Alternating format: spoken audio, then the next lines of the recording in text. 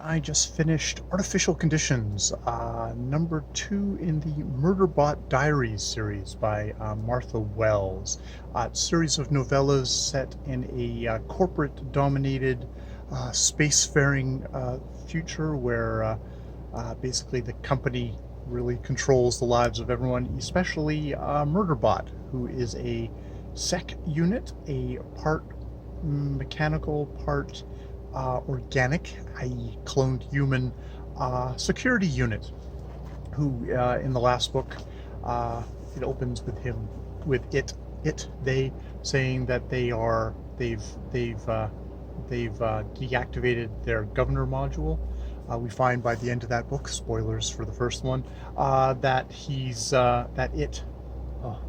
they, she, he, that it has deactivated its governor module because it killed its governor module, malfunctioned, and which basically makes it unable to do things without instructions. It controls its actions, forces the, basically it's a slave to the company. It deactivated its governor module because in its past it had believed that its governor module had malfunctioned and it had killed 57 or a ton of miners on its last job. And you can see that the thing that seems to really kind of one of the things that really motivates Murderbot, which probably makes it such a kind of sympathetic character, is that it really, for better lack of word, cares about its clients. That above all, it wants to protect them. And even though those clients are humans, and it doesn't really have any interest in humans, and is very ambivalent about them, it has that core drive of, I must protect my clients, my humans, my owners. And in the course of that book, it helps out the clients it's with, and decides in the second book to leave those clients, even though they're kind of offering it sort of a limited freedom, not really freedom, a guardianship, in a much more kind of liberal, non-corporate controlled part of the world. It gets to, it says, no, I don't want that. And what it does want is it wants to go back to the site of that mining scene, where, as the company has apparently euphemistically put it, there was equipment failure, and sec unit would be equipment failure, goes back to investigate that, needs to find a legitimate reason to be there, has to have basically a work contract.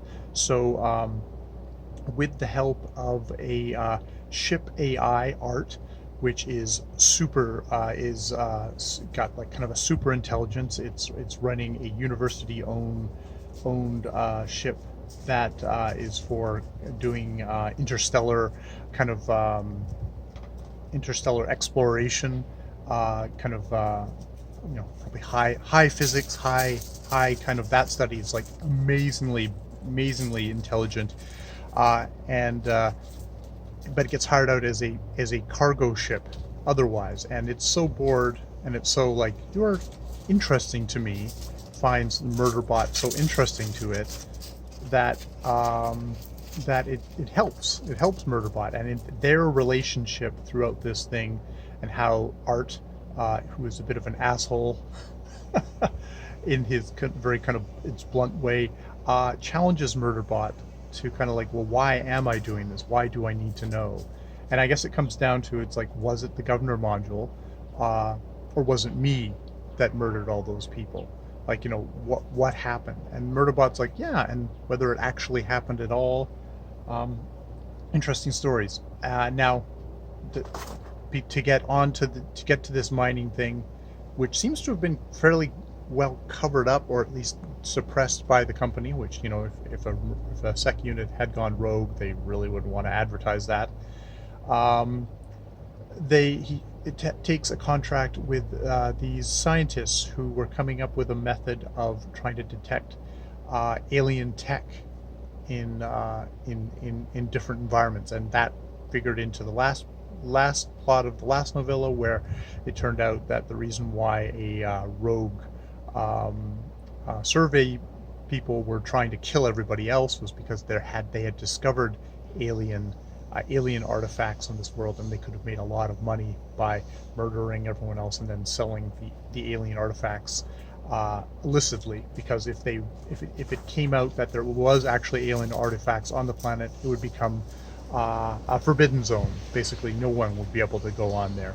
It would just fall under government control, and even the company actually respects that. But their data's now been taken, and they want to get it back. And the company who's taken it from them says, "Oh, well, let you come to us in person, and we'll give it back to you." Even though they could very easily just do everything electronically over the communication stuff. And it's like Murderbot's like, "Well, they want you back so they can kill you." But the humans are humans, and they desperately need this. And Murderbot's like, "Well, I really need to get to this mining colony." So it takes the job, and things go sort of as Murderbot expected that way. Uh, it gets back to the mining company, and it finds out things definitely did not go down as described. There's actually some good sections in here of how that mining colony had a bunch of sex bots, and these sex bots actually, there was an attack on them with malware. They tried to alert the humans. The humans wouldn't listen. When things went to hell, the sex bots actually did everything they could to protect those humans. Like, they were, for better, they were decent creatures. They tried to protect those miners and stuff like that, even though they were in a, I think that sec units are used as basically hunks of meat, slave property is pretty apparent, and that even gets even more gross with these sex bots. So that is actually kind of an interesting expansion on the thing, and indeed their sex bot comes up as a part of the plot of this book. And I have disappointments, that I really enjoyed the interaction between Murderbot and Art, the ship AI, and they have a hilarious scene where they're watching entertainment, and Art has the same kind of impulse of like, I have to protect my crew, and Murderbot has to end up kind of editing entertainments because there's some real life dramas about when there was shipboard accidents and the crew got damaged, and Art finds this deeply upsetting, and has to basically comfort it. So it just kind of endearing. It's endearing that way, even though I guess you could see this as yeah. So it was just like the kind of there's that kind of they have a lovely relationship there, and Art really wants to help Murderbot, but we didn't, because of maybe the briefness and how the plot goes, we don't really get that as much with this unnamed sex bot, of like, what is its deal with this situation and stuff like that. And I would have liked to see more about that. This book, unlike the first in the series, All Conditions Read basically was like, that was a story in itself and it felt complete. This one, I feel you feel like Murderbot has done some investigations into what's happened at that mining site and has learned some things, but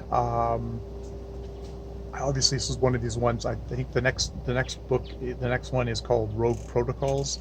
I'm definitely going to go right on to that one, because this is like one of Murderbot's soap opera things where it's like, and in the next episode we'll find out. So we had some resolutions in this one, but it wasn't a complete story in of itself. This is definitely a bridge one, but I really enjoyed Murderbot and its relationship to Art, and also Murderbot just trying to like passing for a human being and having more interactions with the scientists, and how that goes. That was interesting. You can see Wells is doing a good job of slowly kind of developing Murderbot. You know, in the first book, it's very much is pretending to be just a normal sec unit and just, you know, be governed and controlled, and it's like deeply uncomfortable when that secret gets revealed to humans around it. Maybe to the point where a part of the reason why it just took off at the end was it was just like, I can't be exposed like this to human beings. As much as it is, I also need to go and find out my nature, my you know, my nature without this governor module. And in this second book, it's the Murderbot has to adjust its physiology, shorten its legs and arms, so it's not basically all sec units are exactly the same shape, so that like a cursory scan would be able to find them. It has to kind of adjust its shape, get a little bit of hair. It's interesting how it reacts to, like, I don't want to be human, I don't want to be human, I'm not human, and it's like really, it's kind of, you can, there's an emotional reaction there, anger about that, which you know, is almost sort of like saying, like, you know, is it's there's an interesting thing there of what Murderbot is and what kind of metaphorically Murderbot is in this society. It's a slave, though it's one of these things of, we also have the corporations where you get the sense that a lot of human beings are slaves to the corporation, whether it's wage slave or just their lives are so controlled in this corporate state. There are states outside of it which are more freehold, which are more trying to be independent, but you even wonder how much independent they are, because they seem to have to do a lot of business with the corporations. It's all kind of metaphors for where we are now in our society, and how we juggle trying to be free agents in a world that is largely controlled by corporations. So yeah, that's Artificial Conditions by Martha Wells. I'm definitely going to go probably right on and go on to Rogue Protocol next, and see if those first three actually make up one story, or I think there's more Murderbots after that. I don't know how far it extends, but this is definitely, like Murderbot's beloved soap opera, is the continuing story, and we really care about Murderbot in these stories. All right, more videos later.